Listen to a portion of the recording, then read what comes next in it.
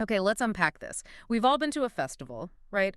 Maybe a music festival, a food fair, or some kind of cultural celebration. But what if I told you about events where people are literally jumping over babies, or throwing tons of tomatoes, or even carrying their wives through like muddy obstacle courses? That's really what we're diving into today. This deep dive is all about the world's most unusual, maybe bizarre, and utterly fascinating festivals. We've pulled together insights from some fantastic travel articles, cultural databases, stuff like that. And our mission, really, is to extract the most important nuggets of knowledge and insight, give you a shortcut to being well informed about these truly unique traditions. And what's fascinating here, you'll see this again and again, is how these events, no matter how strange they seem on the surface, they often have really deep roots. In history, culture, or sometimes just a local quirk. They're not just random acts of weirdness. They actually offer a window into what communities value, how they celebrate, and sometimes, yeah, how they just plain have fun. You're going to have some serious aha moments, I think. Absolutely. And speaking of aha moments that genuinely make you pause and wonder, let's kick things off with one that truly raises an eyebrow: the baby jumping festival. El Salto de Colacho in Castrillo de Murcia, Spain. Imagine this. A man dressed as the devil leaping over actual babies. What is going on there? It sounds absolutely wild, doesn't it? But this isn't some modern stunt, not at all. This is an old tradition. We're talking dating back to 1620. Oh, wow, 1620. Yeah, it's held every June. And, okay, there's certainly controversy around it, you can imagine. But the core belief is that by leaping over these babies, the devil actors, they call them El Colacho, they absorb the baby's sins. It's meant to cleanse them of disease and adversity. So it's like a spiritual cleansing. Kind of, yeah. Yeah. It's quite a spectacle. Part theater, part athletic event, really. Mm-hmm. You have these actors in bright red and yellow masks. They even playfully whip participants and insult onlookers sometimes, and they get chased by goodness actors. It's this whole display. Right. And afterward, the babies are sprinkled with the rose petals. It's thought to have roots in both Christian festivals and maybe even older pagan fertility rituals. Wow, okay. That's quite the mix of belief and drama. Yeah. So from cleansing babies, we go to Finland. This one, well, it gets really interesting. They have the wife-carrying world championship. Yes. Kanto. It's a real competition. Oh, it's very real. And pretty intense, actually. Male competitors race through this 831-foot obstacle course while carrying their female partners. Carrying them how? Like piggyback? Well, there are different styles. You've got piggyback, sure, fireman's carry. But the really challenging one, the one you often see pictures of, is the Estonian style. The woman hangs upside down, legs wrapped around the guy's shoulders. No way. That sounds incredibly difficult. It is, and the prize. The winning duo gets a stein of beer that weighs the same as the woman carried. It's hilarious. Where did this even come from? Well, the modern competition started in 1992. But the origins, they're thought to be way back in the 1800s.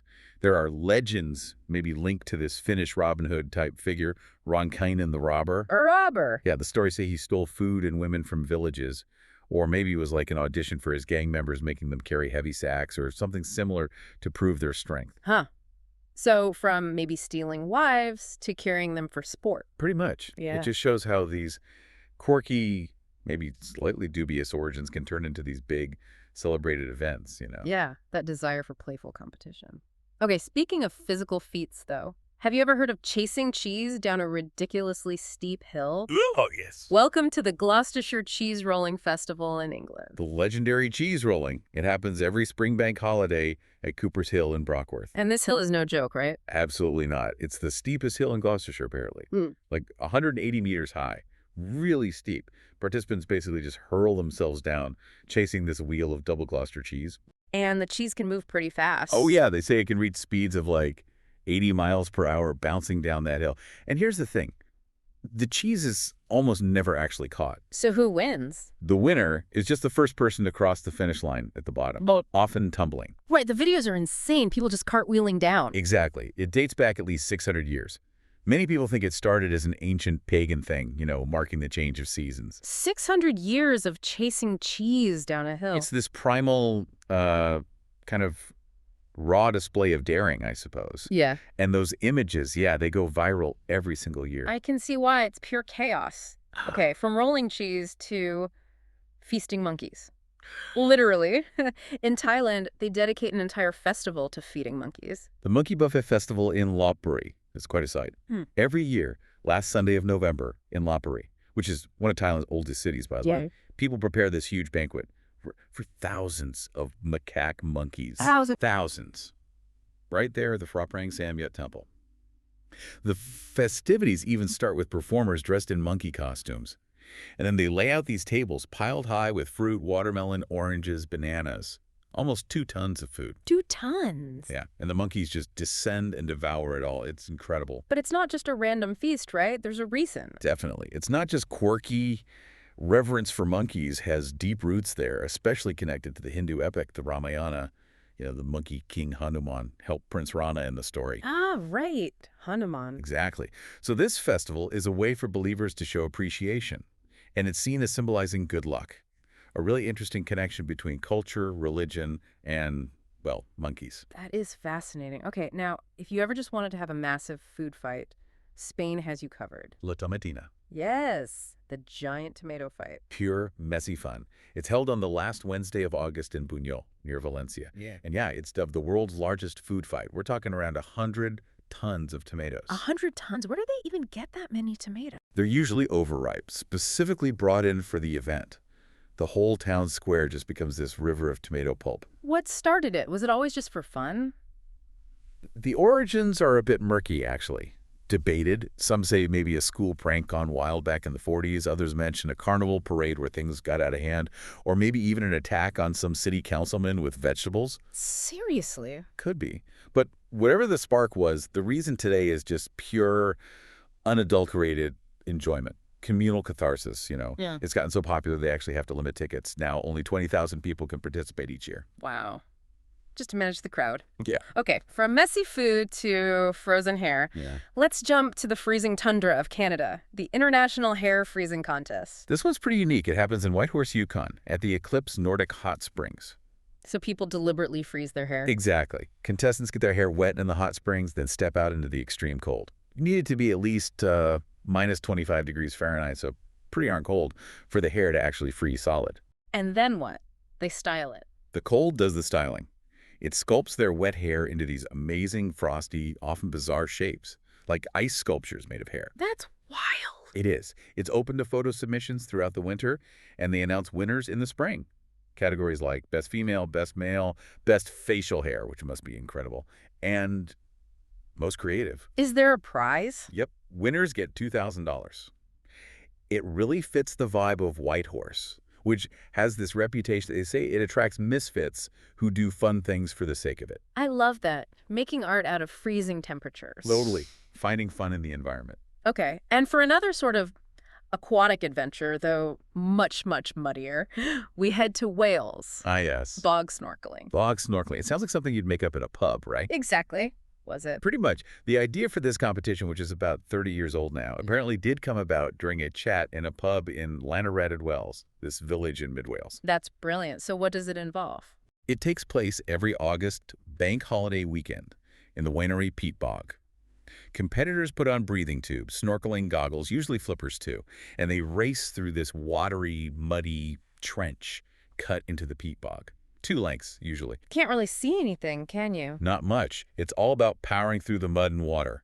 But believe it or not, it's a real sport. People come from all over Australia, the Czech Republic, just to compete in this really messy race. Turning a bog into an international sporting venue? Amazing. It really is. Local ingenuity. Okay, from extreme, muddy sports to imaginary ones. Finland makes another appearance. That's right. The Air Guitar World Championship. Yes. Held in Oulu, Finland since 1996, international contestants gathered to rock out on completely invisible instruments. How do you judge that? It's based on the performance. Right. Energy, inventiveness, how realistic their playing looks, stage presence, the whole rock star package. Just without the guitar. Exactly. Yeah. But there's actually a really cool philosophy behind it. It's not just silliness. The organizers believe it promotes joyous living, which in turn, they argue, promotes world peace and equality. That's a big claim for air guitar. It is, but the idea is simple. There's no barrier to entry. Anyone can play air guitar. Doesn't matter your age, gender, ethnicity, experience. That's actually quite profound. Right. It's universal. They're even environmentally conscious. They've got an Eco-Compass approval for their green practices. Wow. Air guitar for world peace. I like it. Okay, moving across the globe to Hong Kong. Ancient traditions meet a unique athletic challenge involving buns. Steamed buns, yes. The Chong Chao Bun Festival. Tell me about it. It's a Taoist celebration on Chung Chao Island, usually in the springtime. It actually dates back to a time when the island was hit by a plague.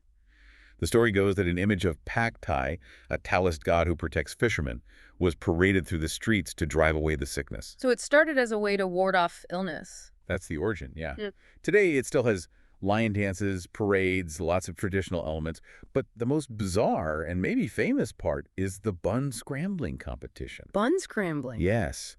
They build these 3 enormous towers, like 60 feet high, completely covered in plastic replicas of Lucky steamed buns, which are a local delicacy. And participants literally scramble up these towers trying to grab as many buns as possible, especially the ones at the very top, to claim glory. That sounds incredibly difficult and sticky. It used to be real buns, apparently even stickier. Yeah. It's a blend of history, religion, and this really unique athletic contest. Okay, I need to see a picture of that. Bun towers. Definitely worth a search. All right, for our final stop, and maybe the most unique concept of all, we head to Japan. The Hokkai Heiso Matsuri, or the Belly Button Festival. That's exactly what it translates to. Heiso means navel or belly button in Japanese. It's held every July in Furano City on the island of Hokkaido. Why belly buttons? Because Furano is located right in the geographical center of Hokkaido, so it got known as the belly button of the region. Okay, that makes sense. Sort of. They decided to lean into it. It started really small back in 1969, like 11 people participated. Now it draws crowds of up to 5,000 people. What happens at a belly button festival? The main event is the Hokkai Belly Button Dance Competition. Participants paint these amazing, elaborate, often funny faces, they're called zubaras, onto their stomachs and chests. On their bellies. On their bellies. No?